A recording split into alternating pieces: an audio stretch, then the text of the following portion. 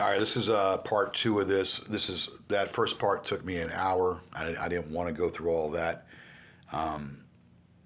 So this is going to be the ending of this. We're going to try to fast forward the other stuff, try to get everything in here. An hour of this crap. This is what I didn't want to do, but I have to do it, and I have to go through this to correct some things. Let me continue. This is part two of changing the skewed narrative, giving the correct narrative. That is actually like next level disgusting. Yeah. That is just disgusting shit. Do you think that George fires blanks? I mean, he talks about in the phone calls about how he doesn't wear condoms and how he's always busting nuts and people and stuff like that. But he's the baby maker, yet does all this and doesn't have any babies. I don't think that he has as much sex as he says he does. You know, I think it's a bunch of bullshit. Jamie, he told. Like the shit that you said that we didn't have sex when we had sex 4 different times, you and I. Yeah, when we didn't have sex and you had sex with me 4 different times, and you were moaning and groaning like a little schoolgirl. You remember that? He told everybody he had sex with her. I don't know. He might have, like, when she passed out. But he's not getting a whole bunch of it, you know. And he's not getting a lot of sex. That's probably why. And two, we're pregnant with this kid. It would probably be, you know, by accident. Most women, and they probably, you know, get rid of it or use some kind of, you know, there's not a lot of women out there that want to have his kid. That I would say. You did, bitch.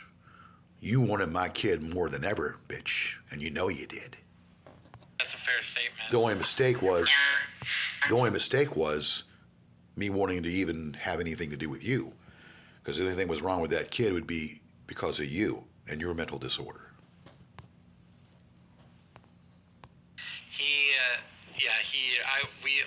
He talks about Sherry in one of the calls that Mark just put up a couple days ago, and I don't, like you said, I think we're pretty much under the conclusion that Sherry was just someone that he met and talked to casually, and they didn't have sex. They never did anything.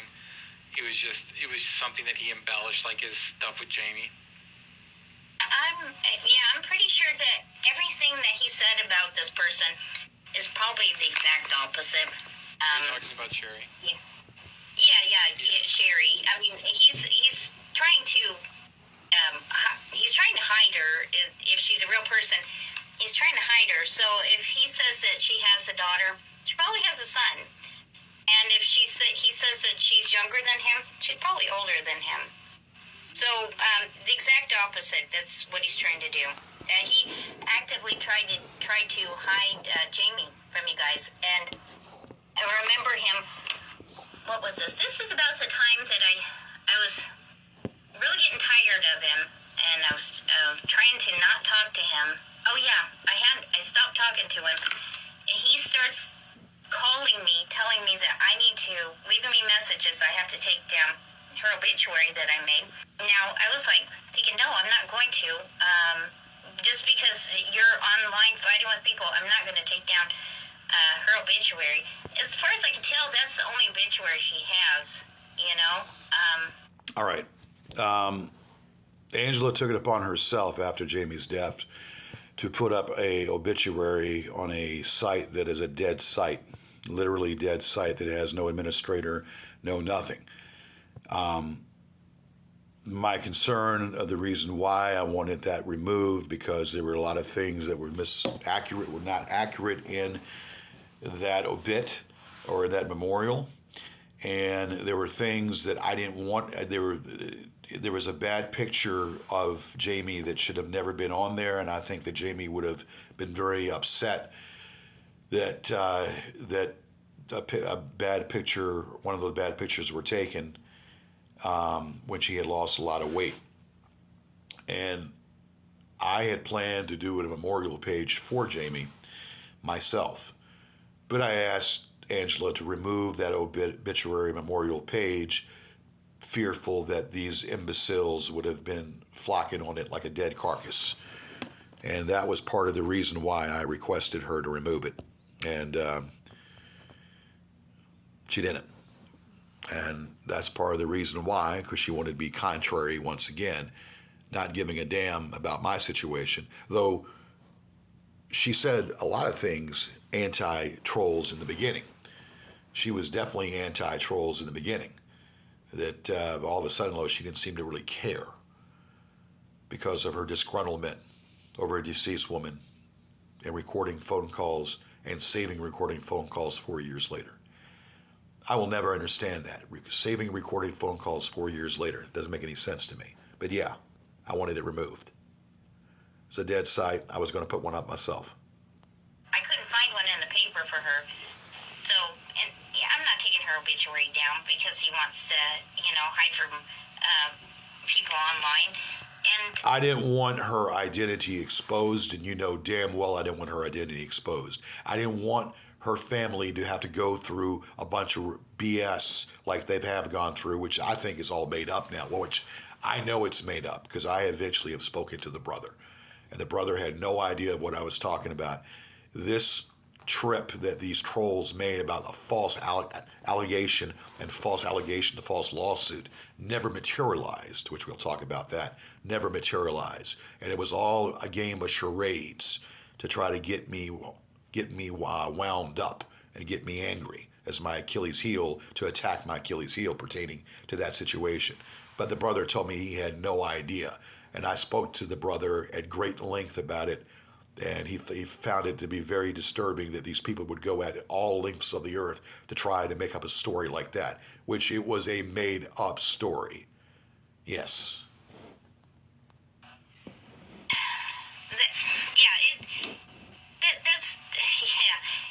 He's just ridiculous is what he is. He's ridiculous.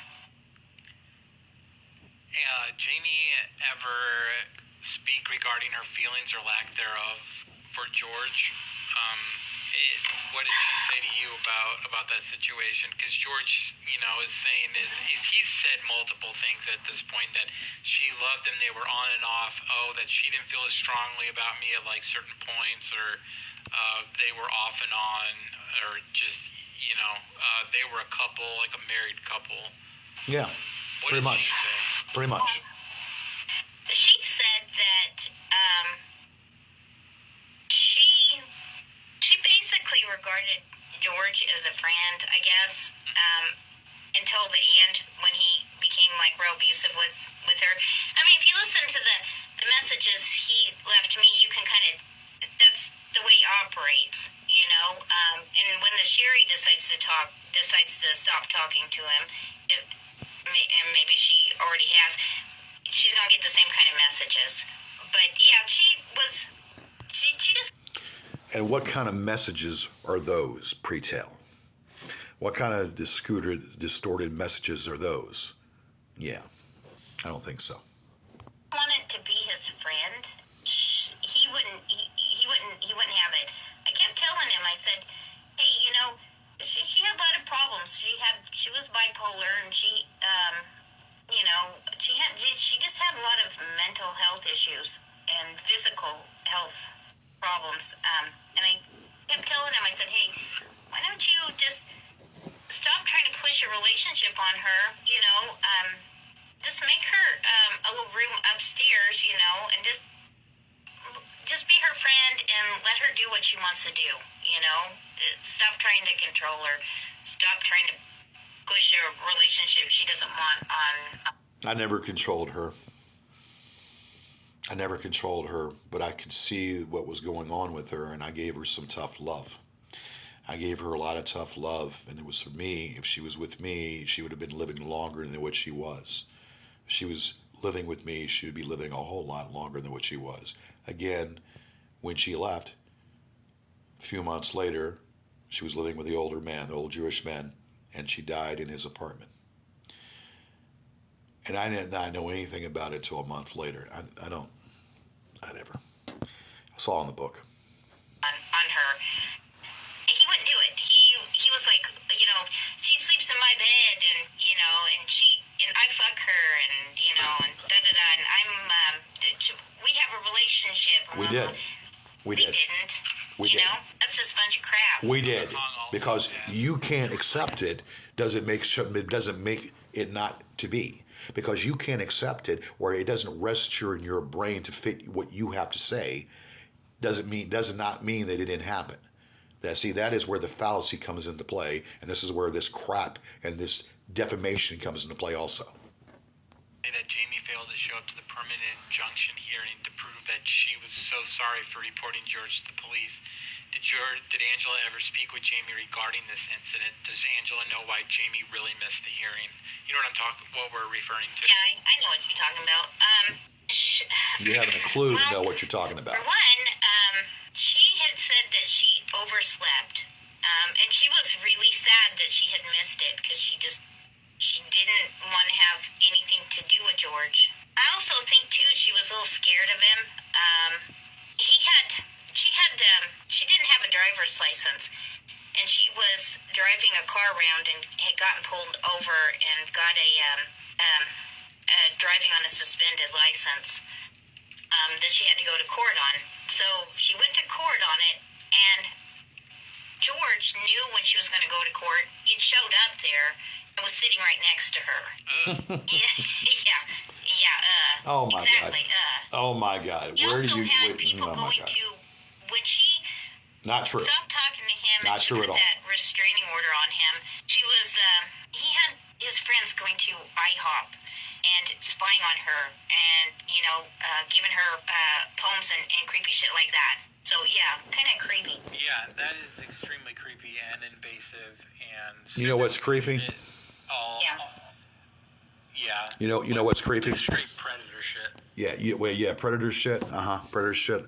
Let's go ahead and open up your history there and see if I know about you. I bet you've had some real fantastic relationships yourself there, buddy. I think you've probably been into had a lot of fantastic drug-dosed relationships yourself. So don't even talk about me and my situation with her. Again, changing the narrative is what they do. And this is all a bunch of hogwash. I did not send anybody anywhere. I did not go and orchestrate anything. This is killing brain cells. Didn't want to do this, but I had to address this shit. Yeah. George loves to state that had Jamie stayed with him, she would still be alive today. Correct. That's right. Agree with George? Correct. On a related note, does Angela believe, like the rest of us, that had Jamie lived, Gigi would have eventually turned on her, as he has on all other females? Not turn on anybody. And given her turn on anybody. In this book. Oh, yeah. Would she still be alive? Now, what was the question? If he hadn't had anything to do with her, or George always says that if he was still with Jamie, she would still be alive. Do you believe that's true? possibly, but not for the reason that he's saying so. Again, he actually, she had that warrant out. She had like a bench warrant out for her arrest. At the time, they weren't talking towards the end.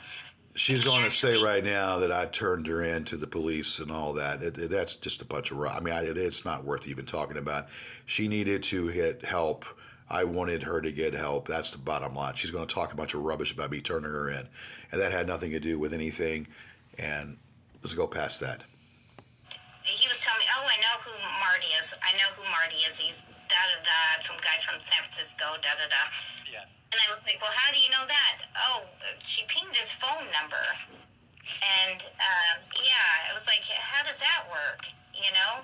All right, she's now talking. Let's go back on this right now because this is something worth talking about here. Hold on a second. Like Lizzie McGuire, the Disney Channel show, and I said that I was Marty's neighbor, and I'd come across her, George, in videos, and wanted to reach out to George about Marty, and so I was feeding George a bunch of crap that he was buying, and then relaying to Kristen, and Kristen bought it. Just, all right, let's stop. Let's talk about this for a second. What these trolls do. Lay off there. These trolls pretend to be people from my past, and they send emails pretending to be certain people. this Marklin has a mental illness, has to have a mental illness. So he's going around talking about being somebody, sending emails to Kristen. We all know who Kristen was. Kristen was part of my show, female co-host of my show. So what this guy is talking about is pretending to be certain people, sending me emails to be certain people. So we know that Marklin is very much still involved with all this crap of trying to keep this shit going, pretending to be fake people, such as the TV news guy here, the TV reporter news guy here locally that has been retired, Mark Holmberg. Also pretending to be the people that lived in my house, trying to reach out to me, and trying to be different people that are in my life, past and present, which had never worked. So right now he's talking about pretending to be somebody, making up a story about his foreigner friend that he beated people or whatever. That it's just trollish stuff that they do to try to continue the banter, continue the illness and the banter. And I knew it was a bunch of hogwash. Kristen believed it. I didn't believe it for a second. But that's what these bitches do. They try to steal identities of people. They try to pretend that there are other people sending emails, which is totally highly freaking illegal. And I gotta play this. This is getting old. We're gonna get off this in 1 second here. I'm tired of talking about this. The two of them made a 1 hour and a half tirade video or something where Kristen's going off about how Lizzie McGuire exposed Marty, and then Marty did a live stream and was reading all the emails that had gone between the two of us, and Kristen didn't have anything to say about it, but of course George didn't believe it. He smelled that it was BS and all that crap. And no, Kristen is just the biggest idiot on the face of the planet. I don't think there's a person in the world that's dumber than she. And didn't she make up some woman's name or something, like because they thought that they could trick you guys into thinking it was somebody else? Yeah, that's what I thought. So Kristen, when we found out Jamie's name, Kristen released a video saying that George was in a relationship with a woman named Lisa Suzanne Wallace, who actually was a real person, but when this Lisa person had died, she was 17, and she had died like 10 years prior to when this remembrance video that Kristen put up was. I don't know how. We wanted to not let that. I wanted to get these bitches off of Jamie. I didn't want these bitches to bother the family, Jamie's family. And that was my gravest fear, that they would start attacking her or start attacking the family and making up stories about me, using their daughter's death against me. I did not want these bitches, these trolls, to be bringing up my name, making up stories about me, telling the parents. This is why I came up with a fictitious name, and it so happened to be somebody that had died previously. I did not know that. We just came up with a name, me and Kristen, then we ran with it. And I did not know that this was a real person that died. So let's get the record straight on that. I did not want these bitches, I did not want these imbeciles, trolls, to be bothering her parents. And I knew they would. But if they did, it wasn't to the level that I thought, because, again, the brother told me that he had no idea what was going on. This was to try to torment me. This act that they tried to do was to really get me going and get me wild up, which they succeeded to do. And obviously they knew what they were doing, pretending that this is all, it was all smoke and mirrors. It wasn't even real. They were trying to tell that they spoke to the brother. The brother told me he never spoke to them. So that's a bunch of crap, a bunch of malarkey on their part. And that's why we did what we did. Kristen knew this person. I think they might have gone to school together or something. But the story was originally that this Lisa character was a transsexual, and George was dating a transsexual, and also a 17-year-old transsexual on top of that. George was confronted about this by Saunders in a call a couple weeks ago, and George dick rides Kristen, saying she was right, that someone that died. So what if we lied about it? Even though George doesn't get that, he made up a lie saying that he was, dating someone who's underage. When he's would have been like 4. Again, this was a name that I came up with. It was a name that I made up, not knowing it was a real person. I don't need to keep saying that. So, yeah, Kristen made that up as a way to try and throw us off. Of course, it doesn't work because, why would George, the most bigoted, he hates transsexuals, he hates gays, like, why would he date one? I don't hate gays, and that's where you're wrong. Make any sense. So that was Kristen's doing. That's a good example of twisted narrative. Is a good distraction tactic. Yeah. She starts to talk about you guys when there's like a lull in her channel, right, on TikTok, when she's not getting so many views. Yeah, when she's not getting views, or Sean comes back and starts making fun of her. Yeah, she didn't. She had a thing too. She had a spat with Mark for a while as well, where she was making TikTok videos about him, saying he was a pedophile and he was.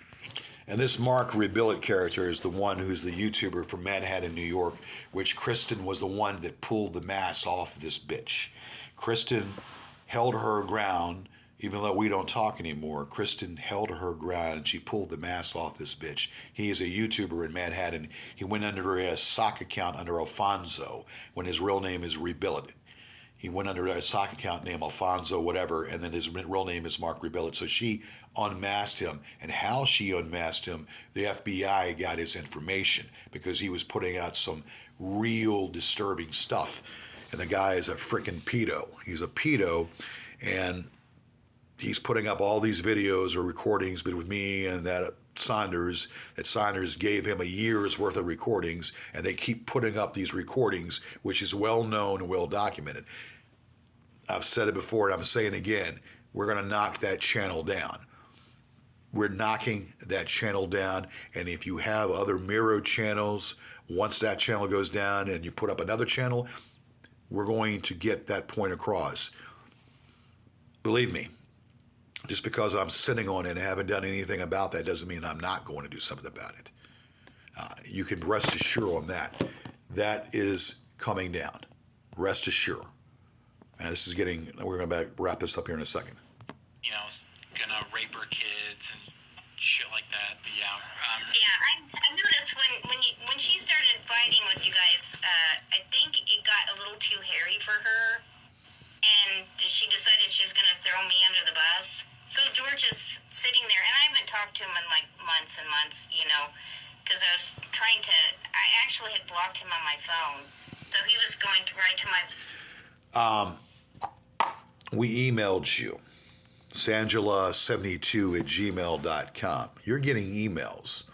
You've got a few emails from me at sangela at gmail@72@gmail.com. So you have had some responses from me in relations to this, which is your actual email. And I have told you what I was going to do and what I'm about ready to do. Voicemail. He couldn't figure out why. But yeah, he started like, oh, Kristen's talking to them about you and da da da da da.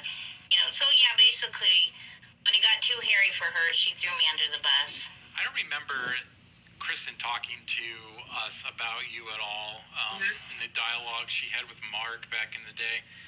She didn't really care. Her and George don't talk anymore. She kept discussing politics and calling people pedophiles, and George got tired of it. Asked her not to talk about politics. She got butthurt and blocked him on Facebook. But even as George admits, she didn't care about him at all in his situation. She just cared that she was getting attacked. She liked the drama. She liked feeling like she was a victim. She was being persecuted for telling the truth, and just that's the type of person she is. Very similar to George. Fascinating how they try to make me the good cop compared to Kristen. Very fascinating how they try to make me the good cop compared to Kristen, which makes me believe that they didn't like Kristen at all. But you know what? Even though Kristen and I don't talk, even though Kristen and I are not speaking, the one thing Kristen would do, she would get under their ass. Kristen unraveled some of those people, and she had the way of the knowledge to do it because she got further with the FBI than I did, and she pulled the mask off of Rebuild It. She pulled the mask off Rebuild It, and that's still being investigated. Rebuild It is still being investigated for what he did pertaining to the pictures that were put up there. Believe me, believe you me, they don't like Angela. They don't like Kristen because Kristen kind of exposed them, and Kristen went at them full throttle. So I give her props on pulling the mask off. She was the one that pulled the mask off of Mark Rebillet. She pulled the mask off of Mark Rebillet, and that little bitch is going to find something. Mark Rebillet, I'm coming at you. You think I'm laying a blind eye to all this? When I get myself together, Mark Rebillet, I'm coming after you full throttle. You can believe that and take that to the bank. All right, I am about ready to wrap this up here.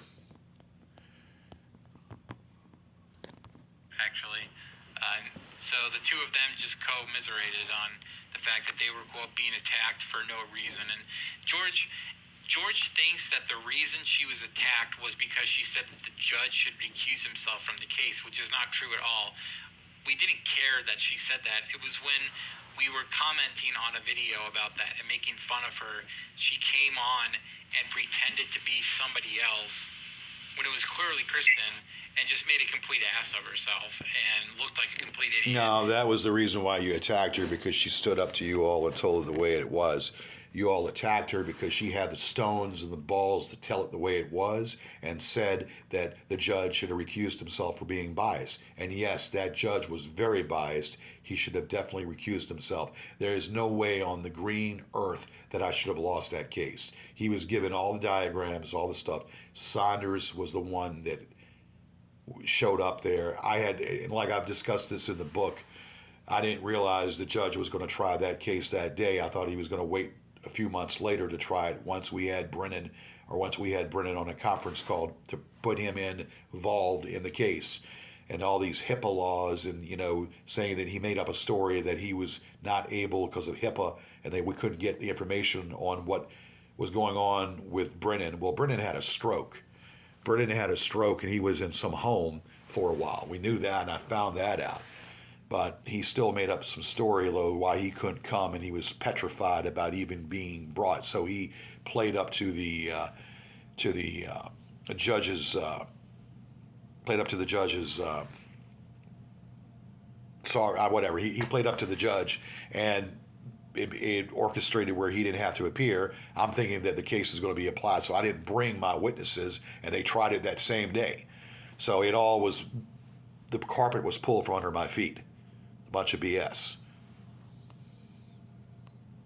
So we started trolling her at that point. Yeah, so Kristen likes to think that because she said that, or George said, she said this, she was persecuted because of it. Nah, she just made an ass of herself and attacked us, so we attacked back, and she didn't like that and couldn't deal with it, so she cried about it. Yeah. Yeah, I did notice that he seems to he was taking up for her quite a bit, and actually, I don't think she really has done anything for him, Now, if you take Saunders, right, he's actually helped George out quite a bit. Yeah. But yeah. Saunders is a piece of shit. Saunders is a man that not once, not twice, but 3 different occasions helped me by recording conversations. Let me tell you something. You were the one, Miss Angela, that could not stand Saunders. You said it many times that you could not stand Saunders and wanted to put a hex on him.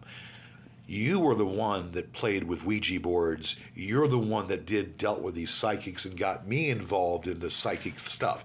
And you were trying to put a hex on Saunders. I guess you don't want to tell that story now, do you? You remember that? Because you were talking to witches and talking to people like that. Yeah. And how all of a sudden Saunders is a good guy, and Saunders did that playing to their narrative. Amazing. Saunders is a piece of shit. Saunders is a backstabbing Benedict Arnold that didn't give a damn. He just liked the drama, and he told them a bunch of stuff and recorded conversations. And that right there was the Waterloo pertaining to him. Then see that bastard in broad daylight, I'm going to knock the crap out of him. See him again, I'll knock the shit out of him. Yeah, he's really verbally abusive to Saunders. Yeah, it's funny because as much as George hates Saunders and as much as Saunders was a double agent, Saunders still ended up at the end of the day, by the span of them, the length of time that they knew each other, had done more for George than Kristen had done at all. Yeah. Like, And he done what for me? Done what for me? Not a damn thing, but screw up my lawsuit. Screw up my lawsuit. Besides feed into his delusions. So maybe that was something good enough for him. Who knows? He didn't have anybody else to talk. Screwed up my lawsuit, recording conversations, giving my personal business out. No, he didn't do shit for me. Taking my money, helping me lose a lawsuit. Yeah, you call that something? No. Yeah, I don't think so. But he didn't do shit. He helped you out, though. That's obvious. At the time, I'm sure that I mean, that's a good thing that I was curious about. Did you know if George's friends ever got tired of listening to him talk about the trolls? I mean, did he talk to you about the trolls a lot, and did you get tired of hearing about it, or? Well, yeah, it's either, it's kind of like Saunders said, you know, if you would stop talking about your money problems, or, you know, I don't think he said the trolls, but if he had, I don't think he can. He can't. It's always about trolls or money problems. That's the whole thing, you know? June of 21, I have been out of the picture, haven't done any of these videos. People told me, George, don't do it, don't talk about it. I was determined to do this video here eventually. And when I say I'm going to do something, I do it. I'm a busy man. I work. I have a lot on my plate. And for the past year, I've been working, doing a lot of stuff, taking on a new job. So it's been very busy for me. So I don't sit around here trying to make up things of, you know. So what I'm trying to project here and say is basically, when I say I'm going to do something, I do it. I took a sabbatical because I choose to. I didn't put this video up like Corpulent said I was, or Corpulent said I wasn't going to do it because I didn't have anything to say. Well, I had a lot to say, and I got more to say. It's already been an hour and a half, and I'm already mad at myself for even going this long with it. But I wanted to correct some things from this woman that she came out of her mouth, out of her pie hole. All right.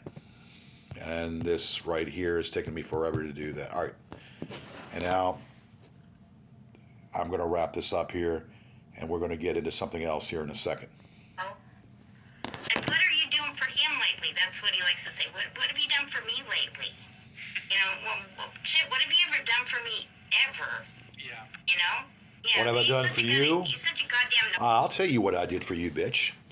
You would cry to me about getting into car accidents repeatedly, and you would tell me that what should I do? You would get into you had a phobia of driving cars, and you would call me up, say, "Oh, I just got in a car accident. What should I do? I don't know what to do." And I would comfort you. I would help you out. Many times when your father got killed in that car accident, you confided in me. You laid it on me, and what I find very, very interesting, the last civil conversation that you and I had, it was about your deceased dog. You just lost your dog, and he died.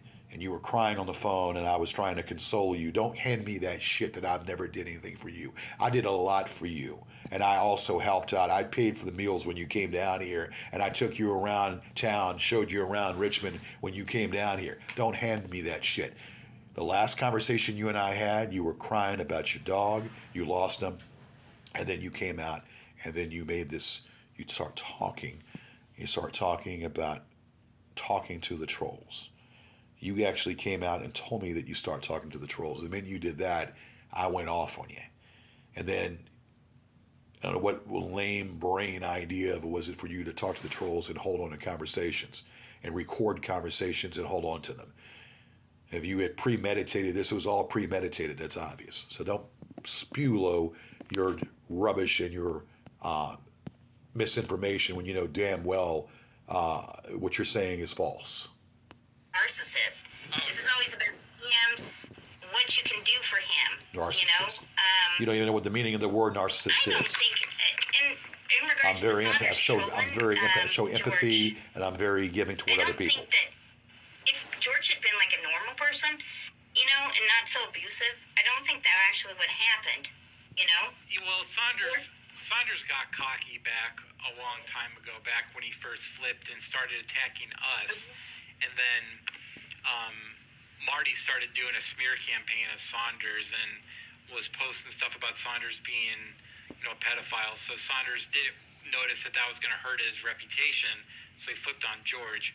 But one of Saunders' main things was that George had become really abusive to him in the time leading up to him flipping, which is also, like you said, attributed to him talking to the goons and recording phone calls for us and all kinds of shit. I mean, I don't really blame George in the most recent calls that have been put up, like since February, for being an ass to Saunders, because he knew that he was recording conversations, and if I was George, I'd probably be an ass to him as well. But just because I knew that he wasn't really on my side, but I wouldn't be talking to Saunders if I knew he was recording the calls and feeding information. Like, there's plenty of times where it's so obvious that Saunders is feeding us information, and George knows it, but he can't help himself to not talk to Saunders. Well, that's the thing with George. He just doesn't have a lot of friends, and the people that are his friends eventually get tired of him. So George can't. All right, this is killing brain cells. But what Markland, I'm just finding interesting that Markland is saying what he's saying. Markland's saying what he's saying to her and whatnot. Saunders has a way. One thing about Saunders is he's a great manipulator. And Saunders, that's the word I'm looking for. Saunders went ahead and manipulated the situation by trying to say that, hey, he's willing to help. So he is good at manipulation and making you believe that he's going to help you and whatnot. So I fell heir to it. I fell prey to it a few times, which was a great mistake on my part for falling that. He is a great manipulator.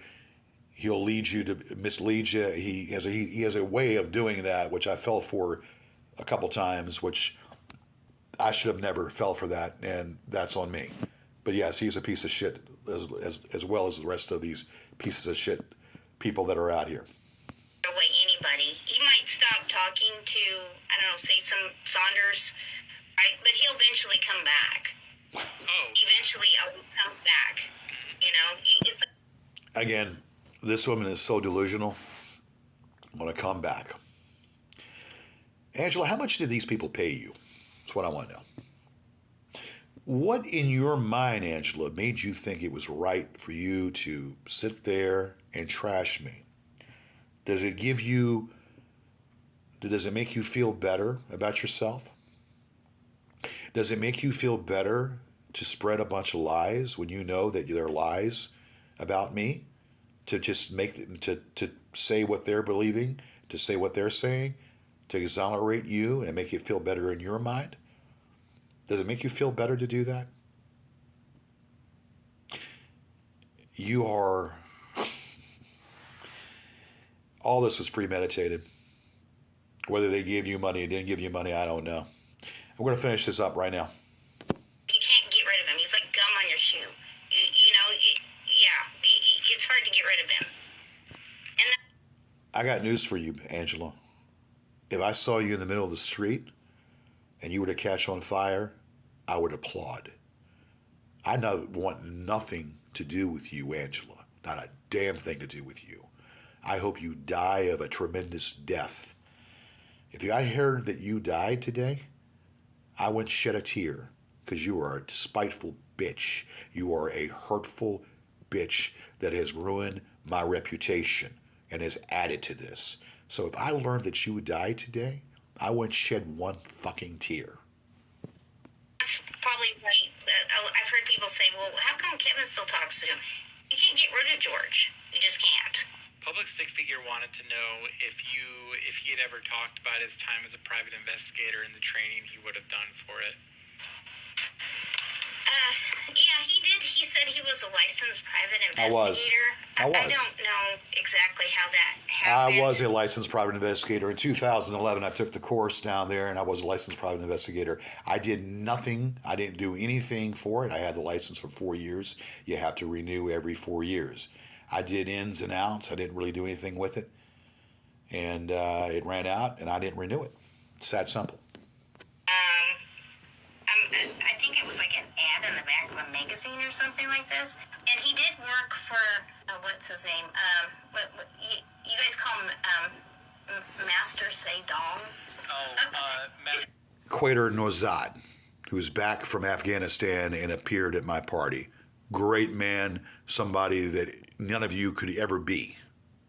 Well, there was Master. There's two different people. There's Master Dong, and then there's Quater Norzad, which is the guy that George's kung fu instructor who lives in Afghanistan, that George gives rides to the airport when he comes back. So I wonder if George gave Quater Norzad a ride from the airport when he came back from Afghanistan. He did a PI job for George. He asked George to do a PI job and follow somebody or something, and George did just such a terrible job. You sound like a crow. You sound like a cackling hen is what you sound like. You viach. You sound like you're a disgruntled cackling hen is what you sound like. Yeah, he was like, why am I paying you? But that's the only PI gig I know George has ever done was for that guy. George can't find shit about anybody. You can give him your full name and he'll still fuck up trying to find you. We found your ass, you POS. We found your ass and Brennan's ass, because you're both stupid, moronic POSs. We found you using your real identity. Of course, you hid your face for a while, and we pulled the mask off of you on that one. Which we'll talk about that in closing in a second. So he would be the world's worst PI. I mean, the guy suing Brody Bruce and from Mallrats and Gordon Freeman from Half-Life and all these fictional characters in his lawsuits, and he doesn't have the wherewithal or the intelligence to Google search these people and find out in 10 seconds they're not real. What was it? Who was the guy that you guys used? Billy Baxter. Chris Perron.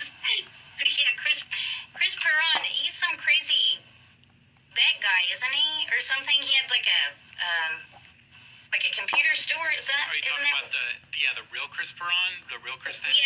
Yeah, he had a computer repair store called Dat Boys, and even I could figure that out. I mean, it's just like but no, George doesn't know that he should Google people's name and see if they're a real person or a made up person. That was the funny thing about the Chris the Hacker calls was that very early on when Billy was talking to George as Chris the Hacker, George said he went on Google and listened to the calls and didn't notice. Like, Billy and Chris don't sound anything alike. So, listening to a phone call for 10 seconds would tell you that, hey, this person is not who he says he is, but George can't do it. George cannot do a second of background research because he's hearing what he wants to hear, and what's happening is too good to be true. Right. Yeah. Well, that's the thing, though. I mean, it's like anybody who has like just half a brain can go, this guy just came out of nowhere and wants to help me. That's a little odd. You know what I mean? I mean, that and just feel skeptical about it. And George won't. He's just by a sinker. Oh yeah, every time. That's okay. Well, they're making reference to something of a person, one of the trolls that decided to try to give me information. These trolls do it all the time. I don't fall prey for it. I mean, this troll decided to give me information and record conversations as well. I don't fall for this stuff. And yeah, no. It's never going to happen again, I'll tell you that. For every scam, he really does. He falls for every scam that. What scam is that? What scam is that? There was so many scams, like a Nigerian. No. You are talking totally out of your ass. Again, you're only told what I told you. So you would have no way of even knowing the truth. So you only told what I tell you. And he admitted to falling for that. He lost $20,000 and only got $2,000 back from it. oh my God, there was like mystery shoppers too that sent him a check that he was supposed to deposit in his checking account. And then he was supposed to wire the money to No, the scammers. you're full of shit. But the thing is, George wasn't going to wire the money to the scammers. He's just too greedy for that. But it was a fake check. It was like. Of course, I'm not going to do that. What kind of idiot you think I am? Some of the money, and the bank was like, "Hey, that." It's a good idea. I don't blame you one bit. Have you gotten a chance to read the book at all? Read more of it? Oh God, no, I haven't. I should. I kind of. It's so poorly written. It's it gives you a headache just reading it. But no, I haven't read any more of that book. Let's play that back for a second. Did you ever get someone that gives you a headache just reading it? But that's not hard to believe, though. It is not. No. Magnificent Eugene asks, has there been any improvements in your life since cutting ties with George? Yeah. I've bought a house, and I've finished the program that I was in, and I make more money now. Everything's improved since I stopped talking to George. That doesn't surprise me. Has George tried to contact you at all since your first interview? No.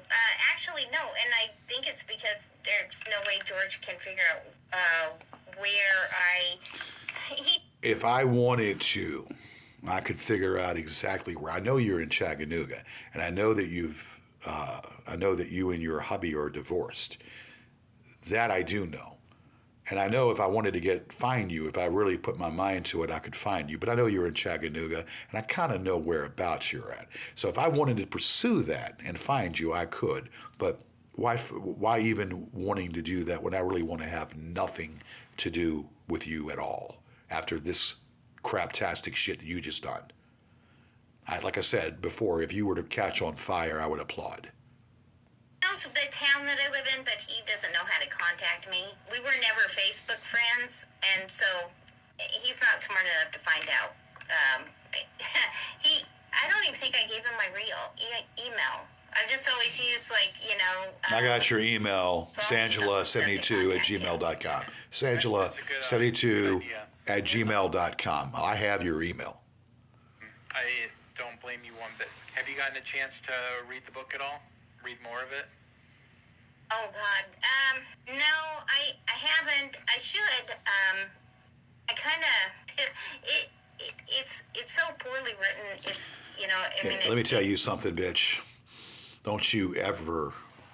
My book is the truth. This bad boy right here is the gospel truth. And it's already been published, and it's being published on other venues, and it's going to be published. It's published, and it's going to be resubmitted to Amazon.